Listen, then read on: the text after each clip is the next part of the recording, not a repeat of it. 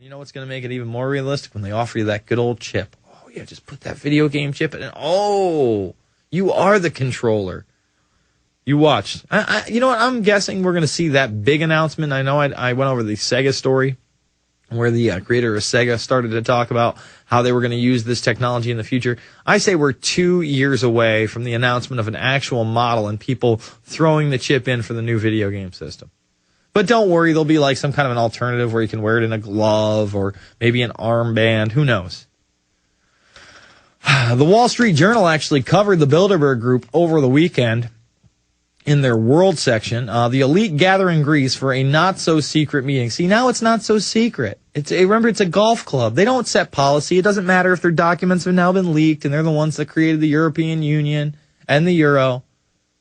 It's not a secret meeting. They're good. They're above-board organizations, above-the-table organizations, according to the great Zygmunt Brzezinski. The Astor Palace Hotel in this Greek coastal town wasn't open for coffee Friday. The luxury resort, 25 miles south of Athens and the Aegean Sea, normally welcomes guests to use its bars and restaurants or its private beach. But when a reporter tried to go in for a coffee, a suited security guard barred the way. The hotel is closed for a meeting, a very big meeting, he said. Greek media, apparently tipped off, were abuzz over the reasons behind the heightened security at the hotel. A gathering of the Bilderberg Group, a secretive annual rendezvous of top politicians and business leaders. At the Club of the Strong, said the headline in Greek daily Ephros Typos, Bilderberg, the first violins of capitalism.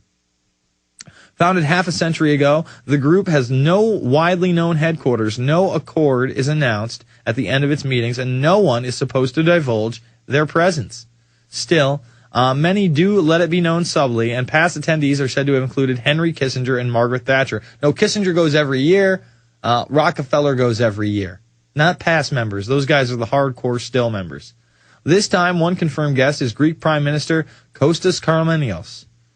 As you know, there is a lot of dignitaries in Athens, and this is the courtesy on behalf of the Prime Minister, said his communications advisor. Others scheduled to attend, according to those in the know, include European Central Bank President Jacques-Claude Trichet and World Bank President Robert Zoellick. U.S. Department Secretary of State James Steinberg is expected to attend, as well as Domenico, Siniscovico, Vice Chairman of Morgan Stanley. So all the bankers, the usual suspects. But it's not that secret, and it's no big deal that they're meeting. Thank you, Wall Street Journal. Well, at least you're actually admitting they exist. It's a real group. No, really, the Bilderberg Group, they're real. It's unbelievable. We're going to get into more stuff, including a Tampa woman stopping an armed carjacker with her own gun. Love those stories of people standing up for their rights. It's the InfoWarrior with Jason Bermas, 866-582-9933. Well, there ain't no time to wonder why we're all gonna die. All right, folks, we are back. You know, I checked this one out of the Guardian today. China and U.S. held secret talks on climate change deal. Negotiations began in final months of the Bush administration. Obama could seal accord on cutting emissions by autumn. Let's see what we got here.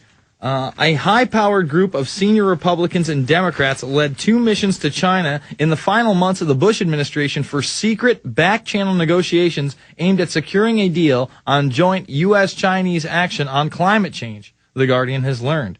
The initiative, involving John Holdren, now the White House science advisor, and others who went on to positions in Barack Obama's administration, produced a draft of agreements in March, barely 2 months after the Democrat assumed the presidency. So again, it shows you how, this entire agenda just transcends administrations. They're setting up deals as one administration is leaving, as another one is coming in. Okay? And meanwhile, all these emission cuts are being passed. People are proposing the carbon tax legislation. You don't think you're paying a carbon tax? That's what this is about. This is about more control. The rebel arms swarm and form like Voltron. Slash your old beast, you heard Mark of the East. Running through Copland screaming. All right, folks, we are back. The call line is 866-582-9933. We're going to go back to Howard in a moment, but I just wanted to cover this story. Woman cuffed for not holding escalator handrail. This is out of the Globe and Mail. I believe this happened in Canada, Montreal. Anyone who has ridden an escalator and bothered to pay attention has seen and likely ignored little signs suggesting riders hold the grimy handrail. In Montreal's subway system, the friendly advice seems to have been taken by the force of law, backed by a $100 fine.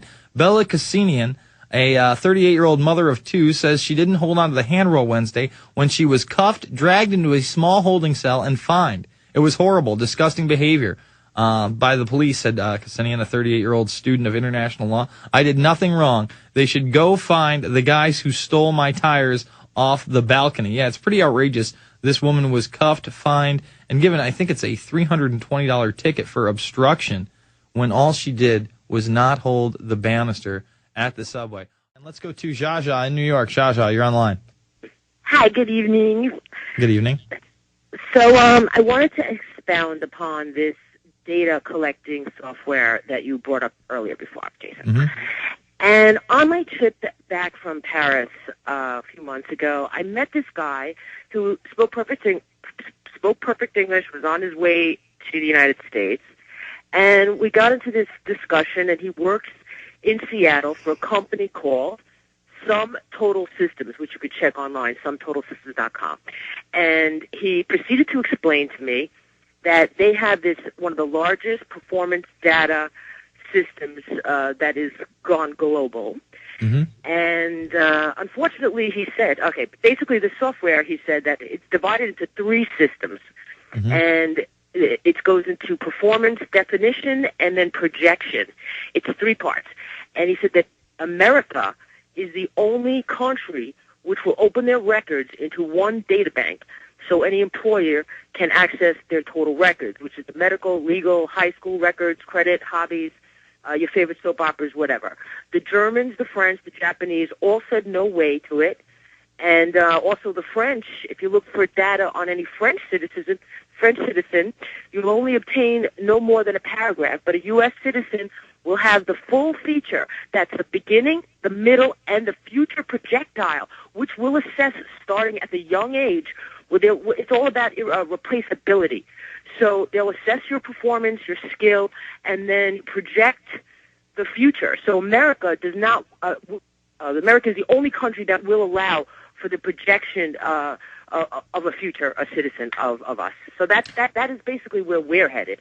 So I know that UK people said one thing, but we actually opened up a lot more than that. Well, really, similar things were done in the Nazi death camps, and I thank you for the call. I mean, IBM, set up the first kind of calculator tabulating machines, and then based on how old they were, their sex, how healthy they were, they would see how long that they could work in the camps and, where they could be and whether or not they were disposable. So it doesn't surprise me that they're putting similar systems in to the United States and around the globe.